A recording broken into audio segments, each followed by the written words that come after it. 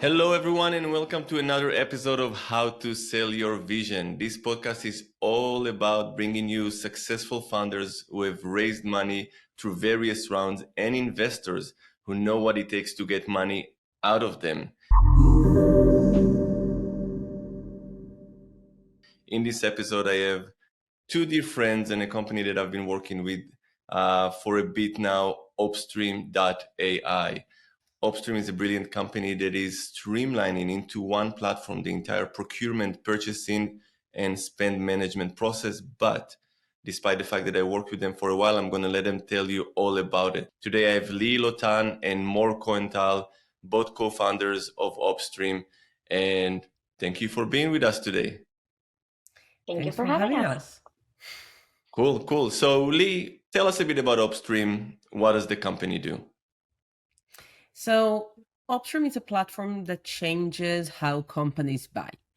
When we look at the industry, we hear a lot about how hard it is to sell, but we don't hear enough about how hard it is to buy.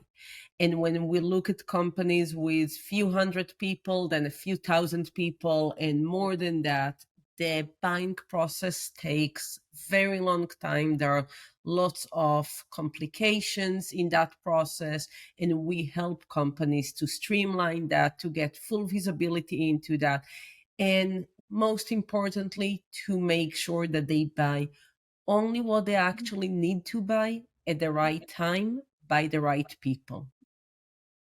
Got it. And I've seen Upstream scale phenomenally from the moment you secured your seed funding until now. So for anyone who is in the procurement, purchasing, spend management space, you definitely want to check Opstream.ai. Let's dive kind of right into it. We like to get straight to business here at How to Sell Your Vision.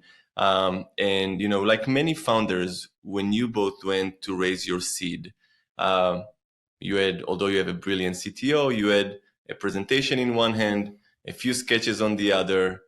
Tell us about this process more. I'll start with you about the first stages of seed funding. What made it work?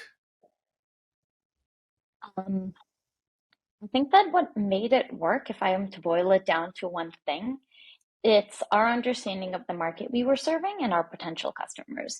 We spend a significant amount of time and incredible effort into reaching who would be our potential customers in different stages of companies, different profiles, different verticals, as wide of an audience as we could get to really understand what are the pains that they have, where do they align, where do they compound, what are the differences, and how do they grow as the company grows and changes, to really focus on where it is that we want to be. And that gave us at that stage a very good understanding of what I call the top of the mountain, right? That solution that's like we knew, okay, if we were to build that, that is going to be extremely valuable across a significant range of organizations and provide a transformative change and honestly unprecedented ROI. And so if I were to boil it down to one thing, it would be that. Okay. Lee, what would your input be? So, while I totally agree with more, when we came to raise our funding, we did a lot of homework before that. I also think that the homework were not just on the product and vision side. It was knowing the investors, knowing the market of investors, knowing quite a lot of the investors and VCs firsthand way before we came to raise money. Just have small chats and discussions with investors way before we wanted to raise, way before we had the name of Upstream. As a matter of fact, our first initial meetings, I actually remember one meeting with a VC that we were like, we have to have a name by tomorrow. And we had a very different name than Upstream at that time. But knowing the investors, not looking at them only as they're the experts of everything, but there are human beings that we can come and consult with them, learn from them what they want to see when we actually come to raise money. And I think Got that it. that approach saved us a lot of time, because when we met investors before we tried to raise, they also introduced us to one another. We got lots of connections with investors before the actual investment roadshow. That's brilliant because I've interviewed a lot of founders and investors throughout this podcast series, and that's the first time I'm hearing both of those tips. One, warm up the playing field. Don't just come ask for money. Start the networking. But more what you said, I actually interviewed Andy from State of Mind Ventures a couple of days ago, and he said to me, a founder that is coming in and they know the industry, they've done some research. It's not just, a far-fetched idea that they think is going to revolutionize the world, really shows me that they are deep into it. And I think that also allows you to sell your vision or tell your story with better conviction than most founders. I'd like to add on that. I'll actually quote Moore here because that's something that Moore says a lot. I think that part of learning the industry and learning and speaking with prospect and all of that, except from only helping shaping the product and the vision, it helps speaking with the language that the industry speaking with the exact terms and sounding more knowledgeable about a specific space. And that's something that you cannot gain only by reading articles or sitting at home Right. learning about a space. You cannot only learn about it by growing your career in a certain space. You need to reach out there to the market, to prospects, speak with them in order to really carefully listen to the words they are using, and then use those words in your presentation, in how you describe your vision and your product. And I think that's an important piece as well. It's like a new language. You only really know how to speak it when you engage in conversations. Yeah, absolutely. And a lot of investors, they'll be honest about the fact that they may not know the market. So for the second meeting, they'll bring a market expert, and then that market expert will know very quickly if you've done any homework, any research, or if you dove into the industry, or are you just playing with a nice PowerPoint ahead of them. Sorry, More, you Waving wanted to your say hands. something? No, waving your hands, right? Instead of waving your hands. Exactly, exactly. Um, so. More, this one is to you because in a lot of especially in the early stages, um, raising, there is this kind of balance between do we present the vision, the idea, and the product, and you as a CTO leading the product development, the R&D, and all of that is kind of in that mix. Should I push the product that I'm so passionate about or the vision? How do you think entrepreneurs, founders should balance the product business conversation in the pitch? That's a very good question. I will say that, look, at the end of the day, a product is a means to an end. Yes, we tend to fall in love with it. I definitely do. It's my passion, it's my baby, it's, I call it my third child. Yes, I'm in love with it and I think it's amazing. And I spend almost every waking hour working on it. But it's a means to an end. It's a means to delivering value to end customers. It's a means to driving change and helping our customers solve real problems that matter, right? Right. And so that is what matters. And the only context in which we should talk about the product is in how it will help us deliver on that vision. And I will give you this a small example, right? Definitely not the core of Opstream from a product perspective is its orchestration layer.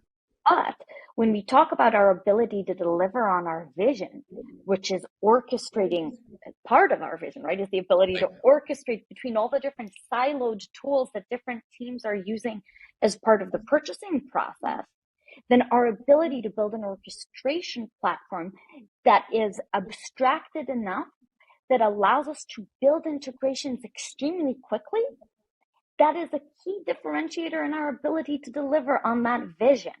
And so that is interesting.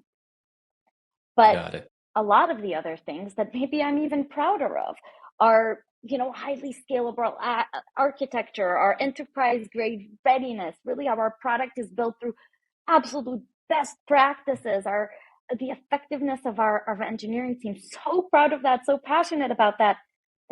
It's not relevant, right? It's not relevant. An investor judges you in the first few minutes. You get a small amount of time to make an impact. Right. What you say during those few minutes matters, and you need to pick those words extremely carefully. It's hard when we That's love super everything. interesting. No, it's super interesting because a lot of the time, the I would say the default thinking with a lot of founders is that, look, we build this amazing product. Let me feature dump it on you. You're going to see the power of the product, and because the power of the product, you're going to invest in the company. But you're saying something that is so powerful, is that tell the product story in the context of the business story and your vision. Don't dive into the product as if you have to layer it out for them to understand the infrastructure and everything that goes in. It's all about context. Exactly. It's even more than that. Not sure that investors want to see your product. We got that feedback very clearly when consulting about investor meetings, that there are investors, and I'll even take a step back and say, depends who the investor is. Be respectful to the investor time and ask them, do you want to see the product? Are you interested in seeing that? Because some investors, mostly those that were founders themselves, are really into the product, mainly those that know their space. Right. But there are other investors that are more into the financial of a company. There are other investors that do not really want to, they don't really bother about the product, and it doesn't mean that they're less good for your company or that they will be less relevant to take your company forward. It just means that they are not really into learning more about the product. So don't go there. You need to be exciting for that specific person. Ask them, do you want to see the product? Let me show you. No? Okay, we can skip that. That that's right, because at the end of the day, an investor, like you said at the beginning, is a person, and you need to know the target audience and their objectiveness as to what they are looking for. Some are into the personality of the entrepreneur. I want to see that this person in front of me is a hustler. The others are, I want to see that the financials, that they are very structured. I agree with that 100%, and this is why I'm not a big fan of pitch deck template that are structuring the layers. You have to do demo, you have to do this. No, you know who you're meeting with. You've done your research. Create the pitch cycle that matches the person in front of you. That's a very good point. Go ahead, more. I will add, Monty, to that what we found extremely helpful is not looking at a deck as even a structured skeleton, right? It's Right. more like having a table of contents at the beginning. And when you get asked questions about other aspects of your business, jump to that slide. That's what that investor cares about. Don't tell him, oh, I'll I know. get to that when I get to that, right? Right. Don't view it as something that you need to go through sequentially. Be dynamic and agile in how you present.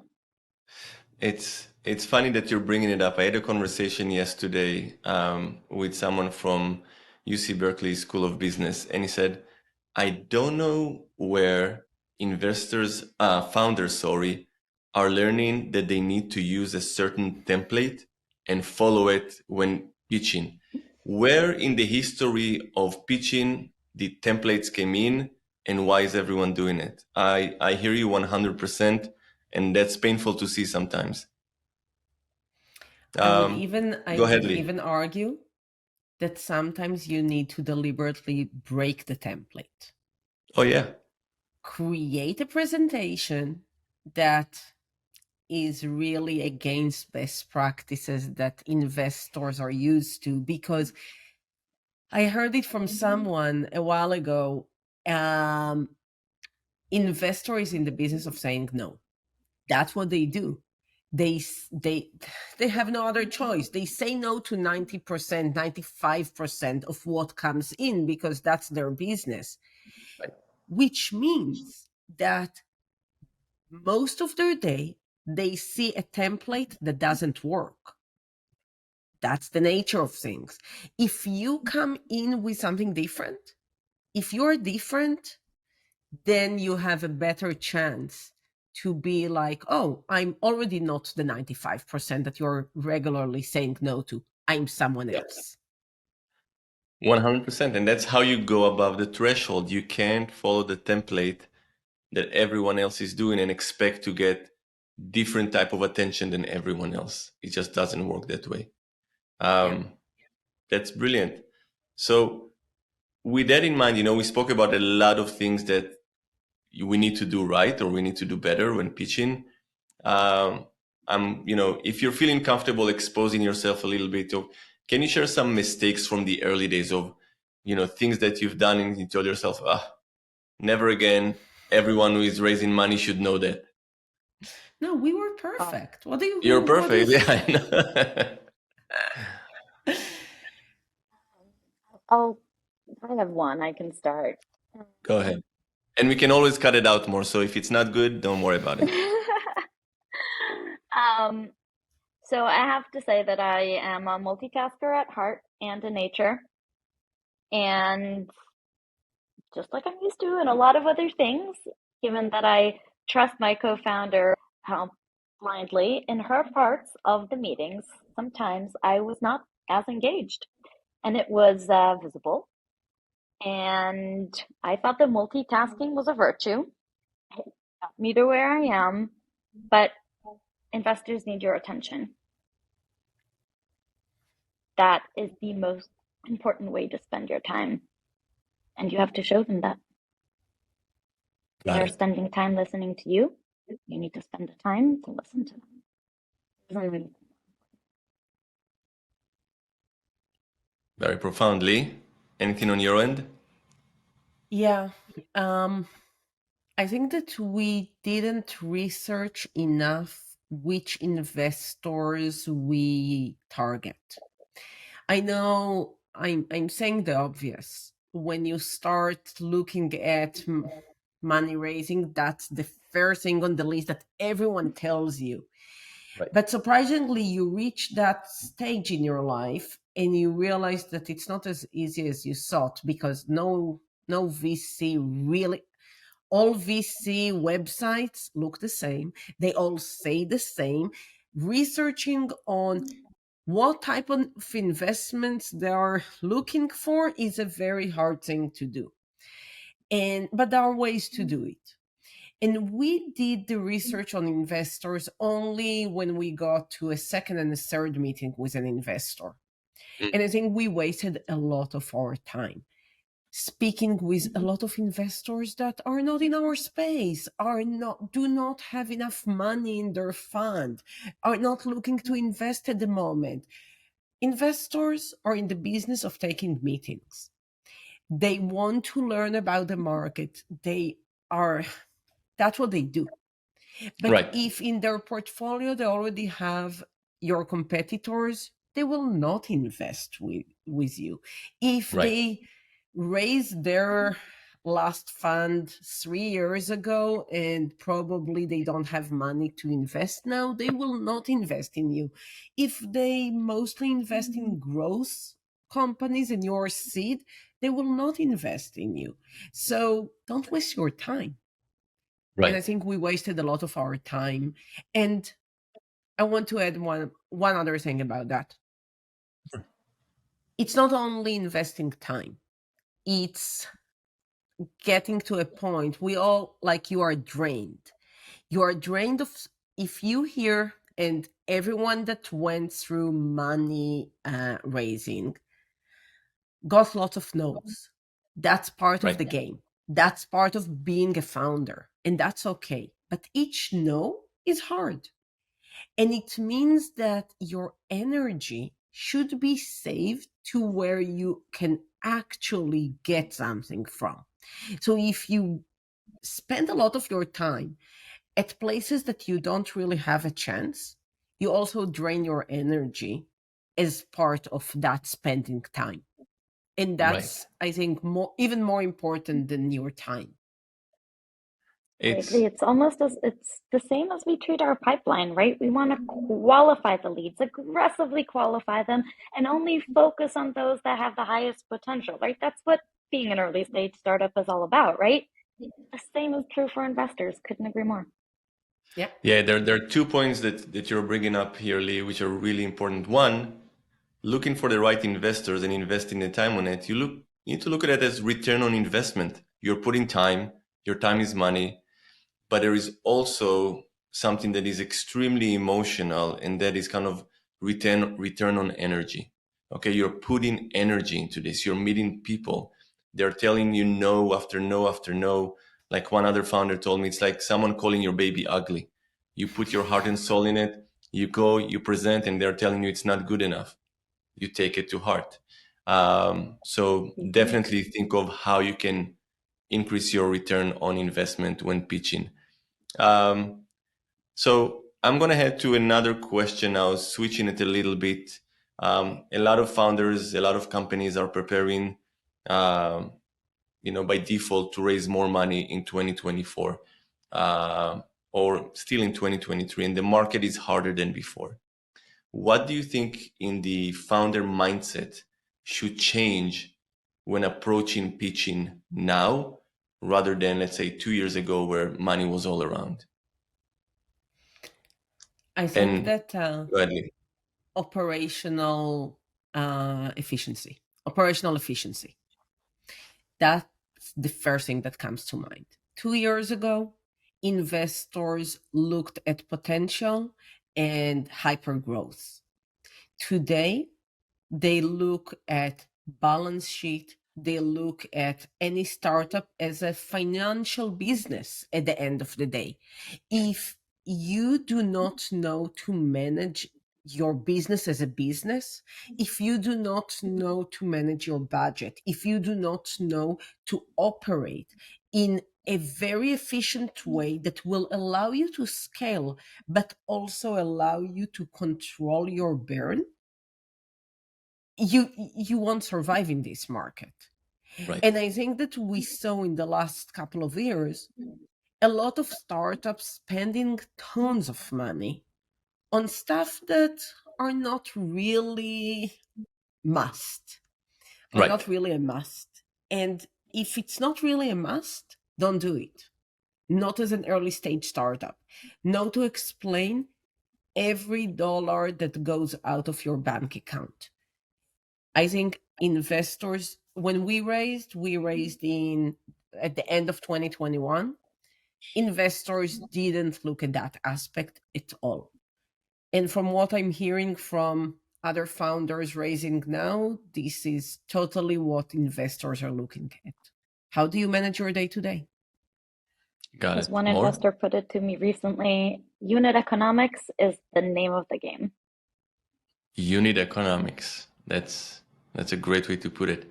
So we are coming to the end of our session right now. I'll kind of leave it open to each of you kind of answer in your own turn. What's next for Opstream? As I said before, the company is scaling, customers are banging on the door. I've seen it firsthand, the way you are transforming the procurement and purchasing processes within organizations. The platform is extremely agile. So let us know what else is coming into the procurement space. Wow, that's a great question, Mati. Wow, if I had to kind of pick the one thing, there are so many exciting things we're doing. I think the biggest aspect that we're seeing now that we're helping enough customers optimize their process at scale is how could we add more data and more intelligence into that so we can give them actionable insights. And it's about giving the right insights, the right data to the right person at the right time for them to be able to use it and make actionable change. It's about providing the people that are approving and making decisions with the data that they need in order to do so. It's about giving people asking for products insights into whether that's the best fit, whether, they should align with preferred vendors, marrying our industry knowledge about what you're buying, understanding of your organization, your preferences, your policies. Maybe you're trying to be more ESG friendly. Maybe spend is your highest concern. Maybe reducing FTEs is where you're focused the most, right? So taking these business policies of yours and marrying that together with our AI engine to kind of build a complete picture to help you improve and make better business decisions based on data. Sounds brilliant. Lee, last word to the masses? What's next for Opstream? We're as part of a trend that we see in the market today. It used to be traditionally that procurement people comes into a company when the company is mature, for Fortune 1000 companies, for big corporates. But in the last few years, we started to see procurement people emerging for 200 people companies, 300 people company, 400. This means that almost every company in the world at some stage brings on procurement. And those procurement people cannot really deal with the traditional procurement systems. They were not built for them. Right. It's not only us saying that. Gartner actually announced a few months ago that intake management, procurement intake management, is a standalone category, and they predict that more than 90% of the companies in the world will need a software like Opstream, a platform like Opstream. We are relevant to every company in the world. And this makes Opstream's prediction and Opstream growth enormous. Done and done, Lee. I'm investing. You and more sold me on it a long time ago, but even more so now. Everyone, this concludes another session of How to Sell Your Vision. I hope that you find all the insight, all the tips, all the knowledge that was shared today useful for you. And if you've done so, or if you feel like it, then follow us on Spotify, follow us on LinkedIn, and at www.atlanticbrands.co. Lee, more, and to everyone at Opstream.ai, wishing you a lot of success. This was beautiful. Thank you so much.